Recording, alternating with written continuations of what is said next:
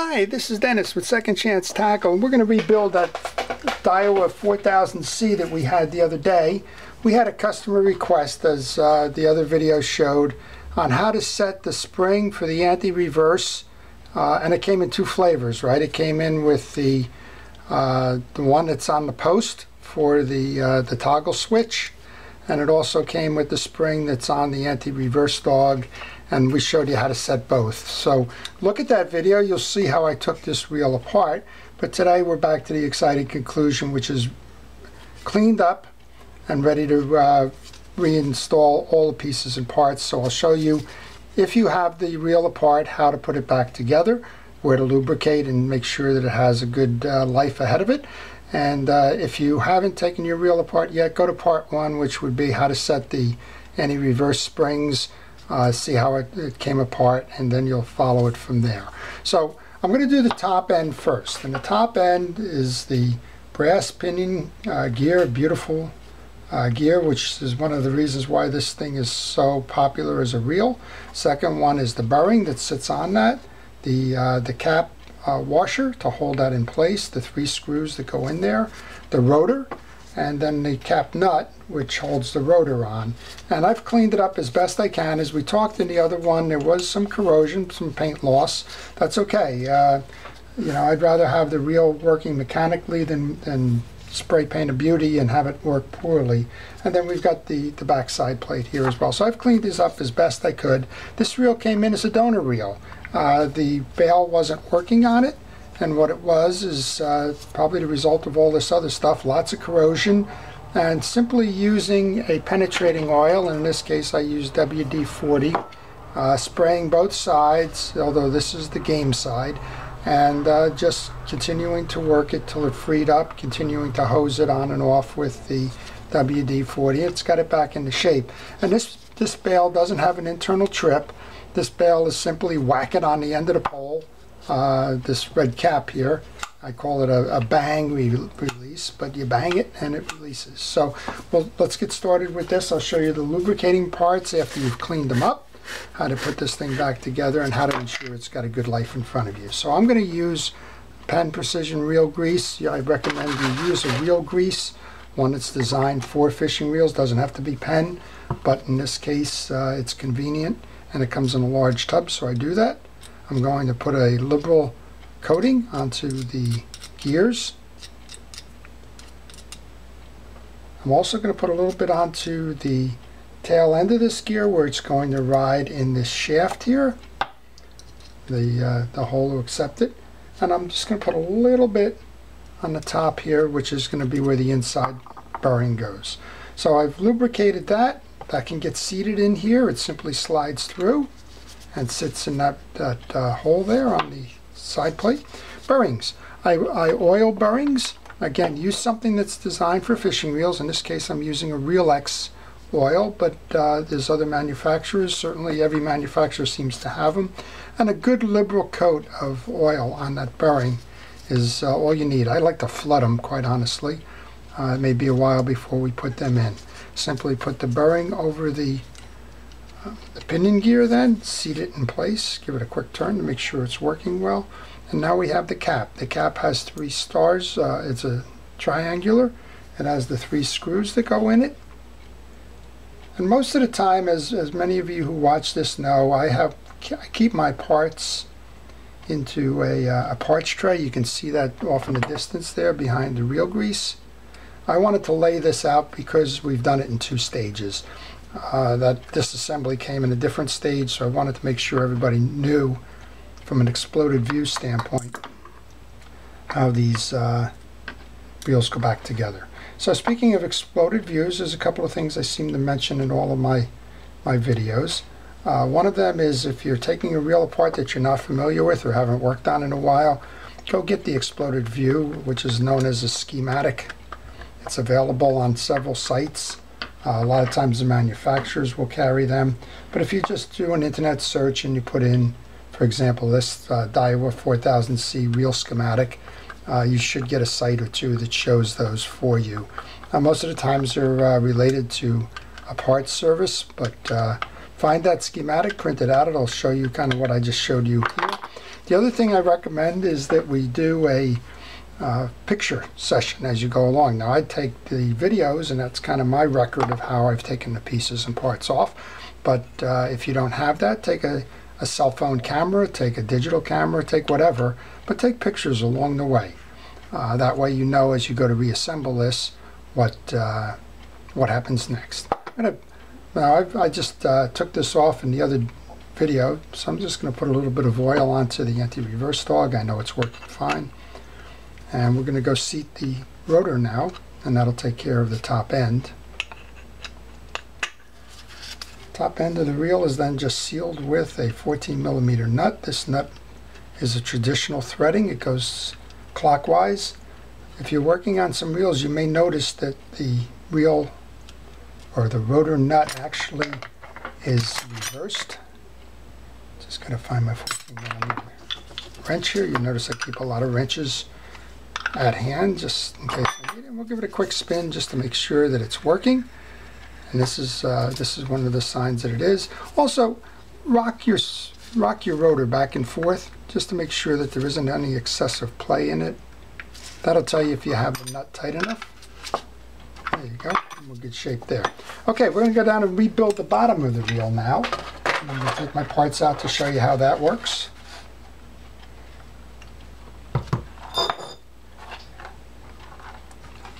Just looking for my main gear.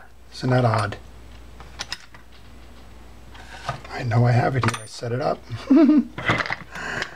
Sometimes. Here we go. I must have missed the tray. So we have the main gear, which has a secondary gear behind it that drives the crosswind block. Here's your crosswind gear, your crosswind block. This is the bushing that goes on the non-crank side. This is the bearing that goes on the crank side.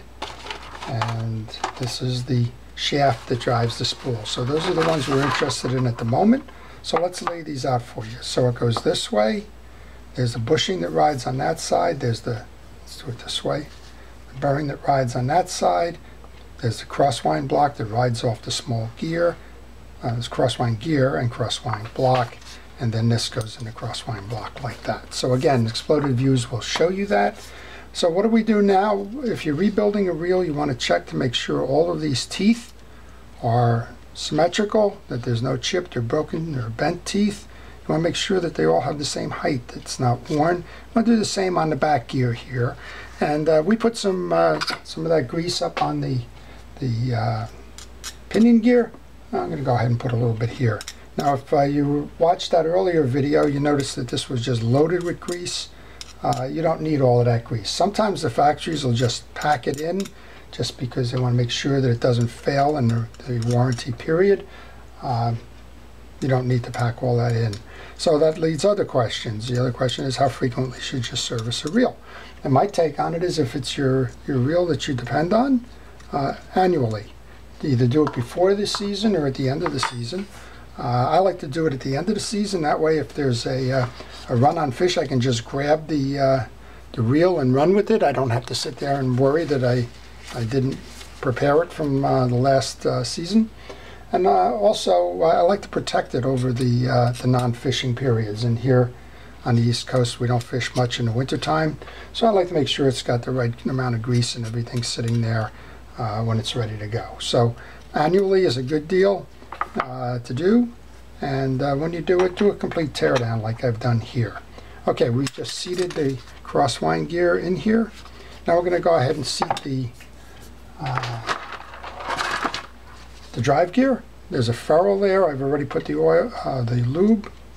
Make sure that that turns easily. You could put that ferrule right into the case if you wanted to. And then we're just going to seat this.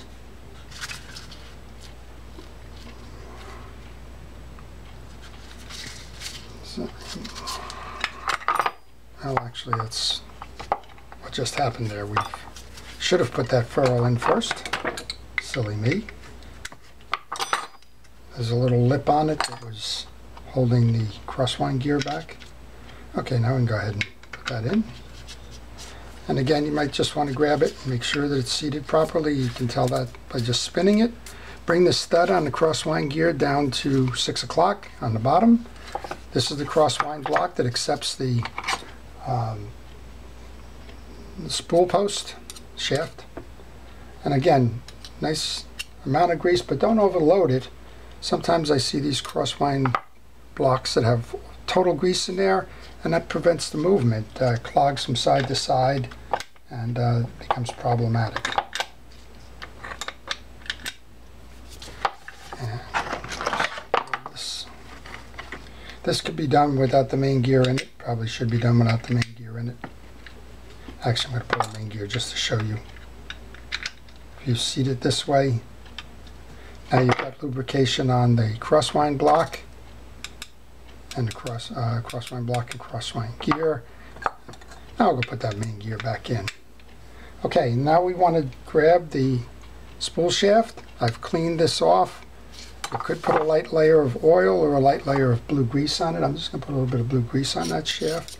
Doesn't need much. And we're going to slide that through. Now this is D-shaped. It's going to be accepted into that crosswind block that way. So you want to make sure that you just made it up as you go in. And then I just use a centering pin to make sure that that thread is in the right place. And here's my parts basket I was talking about earlier. You saw me do that if you watched the other video. I put everything in a parts basket just so I know where it is on reinstall. This is the flat-headed screw now. It goes in there.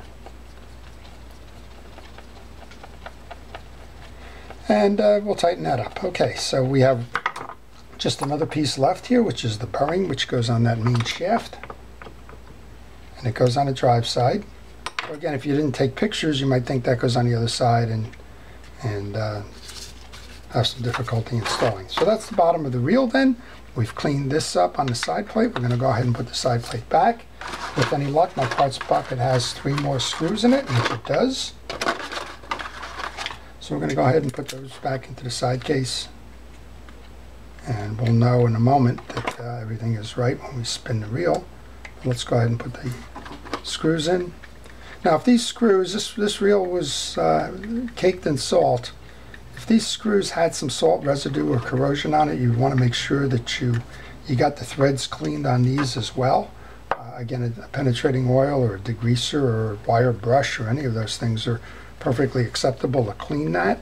But make sure that the threads do not contain any more of that salt or corrosion on them, because if you lock these threads in place, and that's another thing, don't use Loctite on these. Some folks want to put Loctite in there for some reason. Don't put Loctite on them. If you don't get them out, you can't service the reel. So, you know, it's pluses and minuses here. Okay, so we'll give it a quick spin just to make sure that's working properly. I have every confidence that it will be, but let's just check. Sometimes you over-tighten the cap. Then we're going to grab the handle. So the handle had a lot of corrosion on it, if you might remember from the other one. I did the best I could in terms of wire brushing this off. It also is not sliding. It seems to have been caked in here. Typically this could move forward to collapse the handle.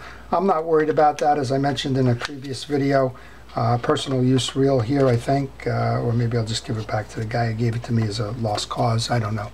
We'll see. But at any rate, I'm not concerned about the handle folding. I'm not shipping it anywhere. I'm not storing it. If anything, it's going to go on a pole. And I don't worry about the space-saving collapsible handle. This is a smooth reel. And the anti-reverse works. Okay, on to the spool.